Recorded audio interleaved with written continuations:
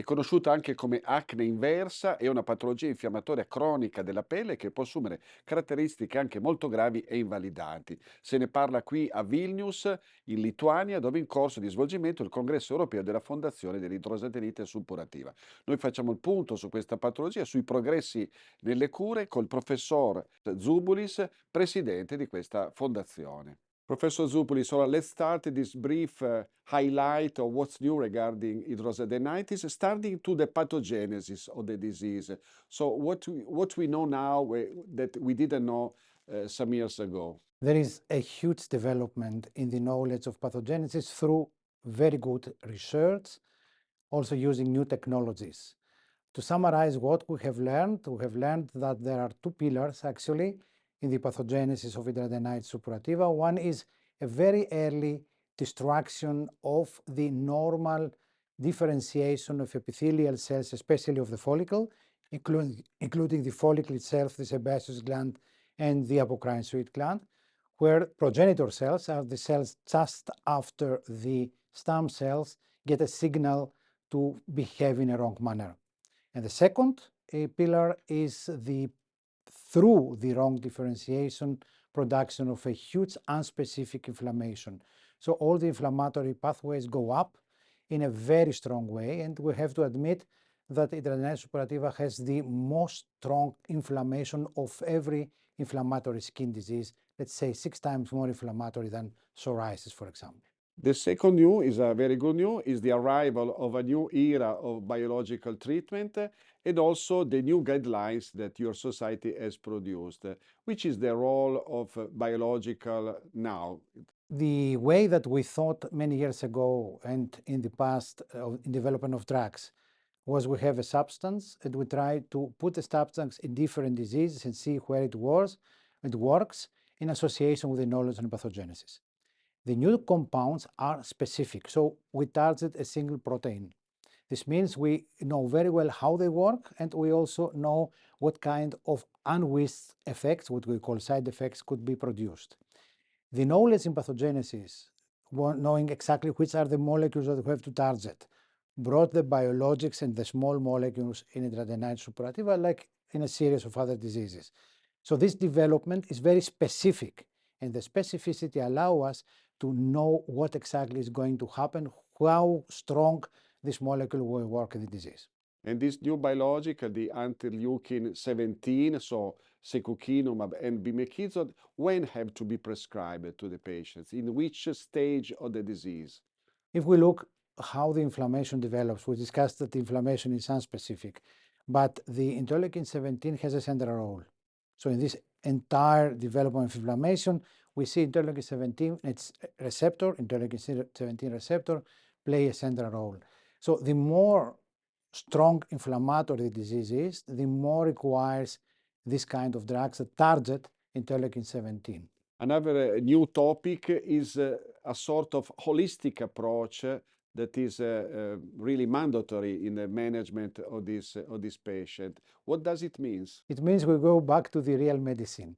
If we go to the times of the anxiety, Hippocrates got a patient and tried to treat him in a holistic way, in a very nice environment, the psychological support, and also giving the feeling that the physicians care of this individual.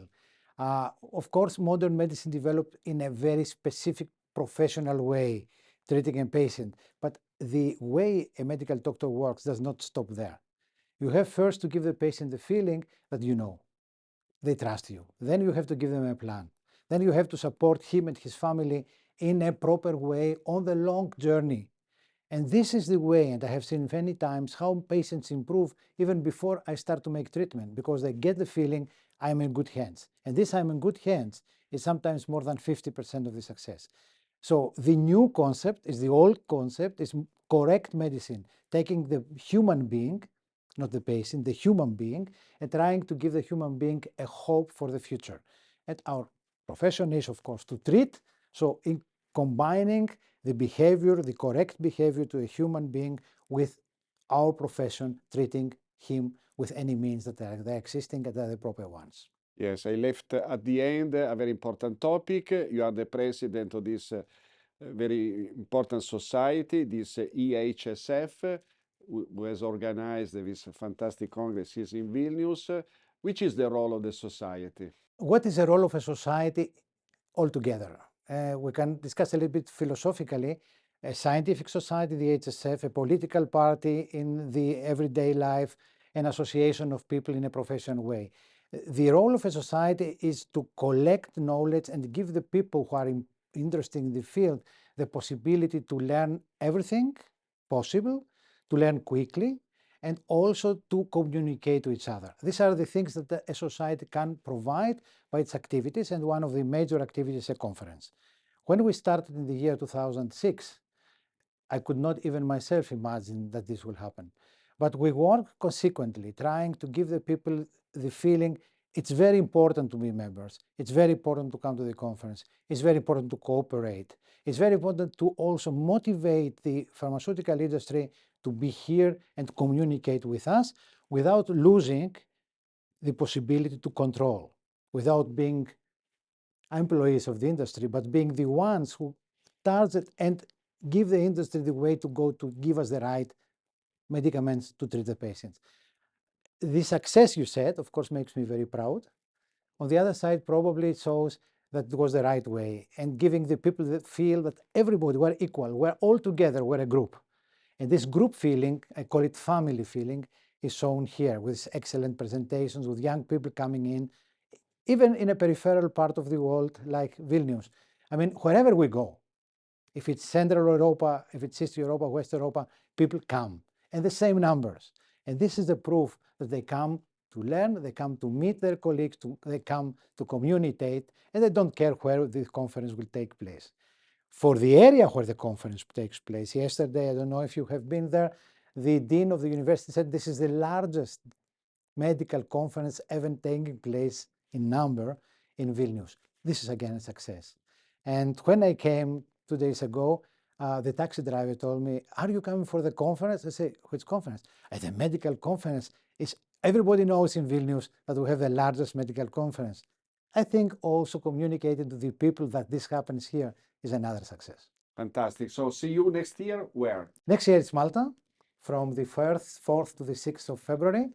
February is a very specific month. You know, it's very cold, it's very wintry, but this is what we want, because the people do not come to travel and enjoy tourism, they come for the Congress, and they stay there.